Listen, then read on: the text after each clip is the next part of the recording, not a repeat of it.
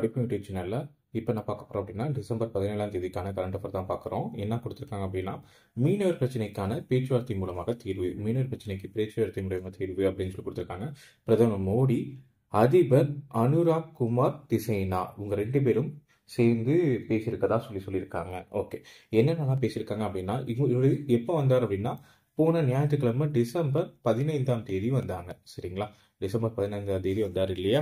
அவர் வந்து மீனவர் பிரச்சனையை பேச்சுவார்த்தை மற்றும் ஆக்கப்பூர்வமான நடவடிக்கைகளின் மூலமாக தீர்வு எட்ட முடியும் அப்படின்னு சொல்லி மோடி அவர்களும் இலங்கை அதிபர் அனுராக் குமார் அவர்களும் ரெண்டு பேரும் பேசியிருக்காங்க.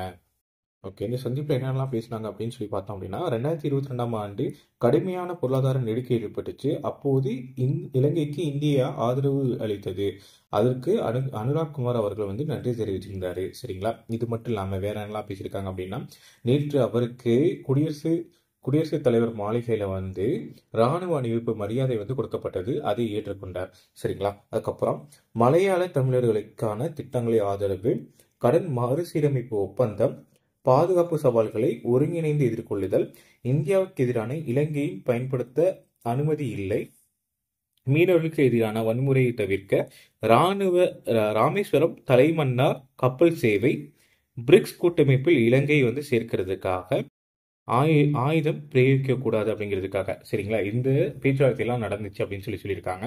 இது மட்டும் இல்லாமல் தமிழக முதல்வர் வந்து என்ன கொடுத்துருக்காங்க, என்ன வேண்டுதல் கொடுத்துருக்காங்க அப்படின்னா படகுகளை விடுவிக்க, தமிழக மீனவர்களோட படகுகளை விடுவிக்க வேண்டும் அப்படின்னு முதல்வர் மு.க.ஸ்டாலின் அவர்கள் வந்து சொல்லியிருக்காங்க. ஓகேங்களா.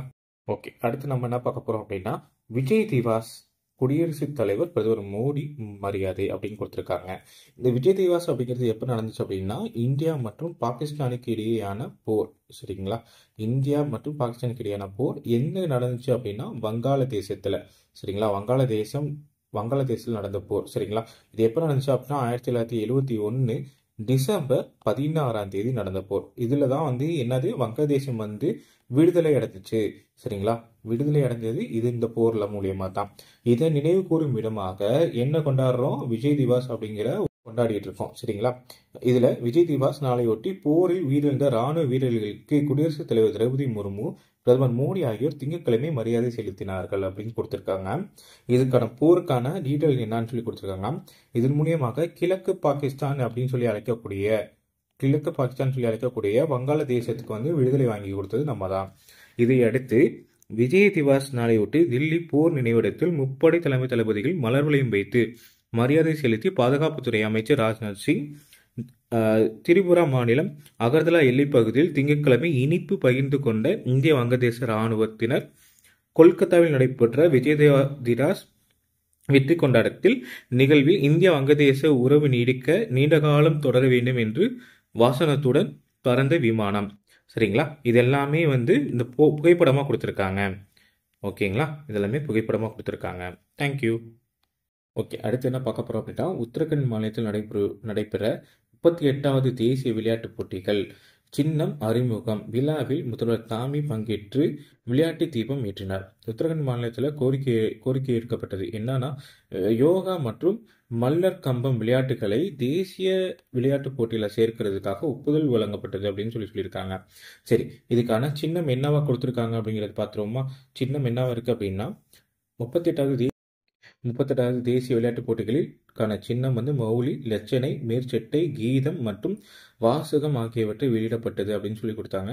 இந்த தீபத்தை ஏற்றி வச்சது யார் அப்படின்னா அந்த மாநிலத்திற்கான முதலமைச்சர் தான் வந்து ஏற்றி வச்சிருக்காரு. இதுல யோகா மற்றும் மல்லர் கம்பம் ஆகிய விளையாட்டுகள் வந்து சேர்க்கப்பட்டிருக்கு அப்படின்னு சொல்லியிருக்காங்க. இதுக்காக 500 கோடி செலவுல வந்து ஒரு மைதானத்தை வந்து ரெடி பண்ணியிருக்கதா சொன்னாங்க. இந்திய ஒலிம்பிக் சங்க தலைவரான பி.டி. உஷா பேசும்போது முதல்வர் தாமிக் தலைமையிலான உத்தரகண்ட் அரசு தேசிய விளையாட்டுப் போட்டிகளை நடத்துவதற்கான வாழ்த்து தெரிவிச்சிருக்காங்க. அடுத்து என்ன பார்க்க போறோம் அப்படின்னா தபேலா இசைக்கலைஞர் ஜாகிர் ஹுசேன் மறைவு. இவருக்கு வயது என்ன அப்படின்னா 73 வயது. இவருக்கு என்ன ஆயிடுச்சு அப்படின்னா இதயம் சம்பந்தப்பட்ட உடல் பாதிப்பு ஏற்பட்டது. அதனால வந்து மருத்துவமனையில் அனுமதிக்கப்பட்டு சிகிச்சை பெற்று உடல்நிலை மோசமானதை எடுத்து இறந்து விட்டார் அப்படின்னு சொல்லியிருக்காங்க. இவர் வந்து 7 வயதிலிருந்தே தபாலா வாசிக்கக்கூடிய விஷயத்த வந்து பண்ணியிருக்காரு. இதுக்கப்புறம் ஓகே, இவர் 1988ஆம் ஆண்டு பத்மஸ்ரீ விருதையும் 2002ல் பத்ம பூஷன் விருதையும் 2023ல் பத்ம விபூஷன் விருதையும் வந்து இந்திய அரசு வந்து வழங்கியிருக்கு.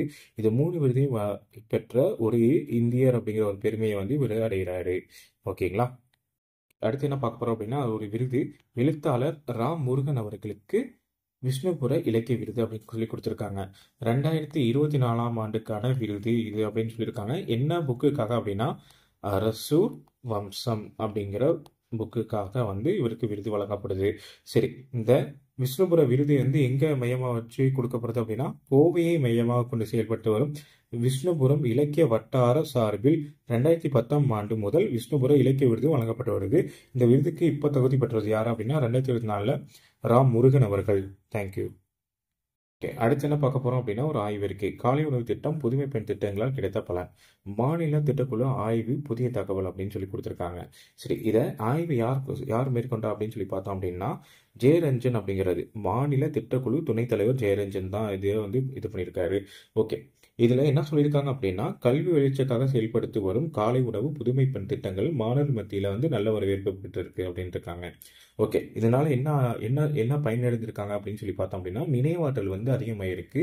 இது மட்டும் இல்லாம 90% மேற்பட்ட குழந்தைகள் வந்து முந்தைய பாடங்களை வந்து இன்னமும் நல்லா ஞாபகம் வச்சு படிக்கிறாங்க அப்படிங்கிறத சொல்லியிருக்காங்க. புதுமை பெண் திட்டத்தின் மூலியமாக மாணவிகளுக்கு மாதந்தோறும் ₹1000 வழங்கும் திட்டம் தொடர்பாக கலந்தாய்வு மேற்கொள்ளப்பட்டது. இதுல வந்து 99.2% வந்து பிற்படுத்தப்பட்டோர், மிகவும் பிற்படுத்தப்பட்டோர், தாழ்த்தப்பட்டோர், மலைவாழ் மக்கள் தான் வந்து இதில் பயனடைகிறாங்க அப்படின்னு சொல்லியிருக்காங்க. இது கூடயே எண்ணும் எழுத்தும் 1 முதல் 5ஆம் வகுப்பு வரையிலான மாணவர்கள் படிக்கிறக்கூடிய எண்ணும் எழுத்தும் அப்படிங்கிற ஒரு திட்டத்தை மேற்கொள்ளப்பட்டது. அந்த திட்டத்துக்கான இது வந்து கல்வியின் தரம் வந்து உயர்த்தப்பட்டுள்ளது அப்படின்னு சொல்லி ஆய்வறிக்கையில் தெரியப்படுத்தியிருக்காங்க. ஓகே, தமிழக அரசின் திட்டங்களின் தொடர்பான மதிப்பீடு அறிக்கை தமிழக செயலகத்தில் முதல்வர் மு.க.ஸ்டாலினிடம் திங்கட்கிழமை அளித்து மாநில திட்டக்குழு துணைத் தலைவர் ஜெயரஞ்சன் உடன் துணை முதலமைச்சர் உதயநிதி ஸ்டாலின், தமிழக செயலாளர் நா. முருகானந்தம், திட்டம் வளர்ச்சி மற்றும் சிறப்பு முயற்சி துறை கூடுதல் தலைமைச் செயலாளர் ரமேஷ் சந்த் மீனா ஆகியோர் வந்து இந்த நிகழ்ச்சியில் பங்கேற்றிருக்காங்க. தேங்க்யூ.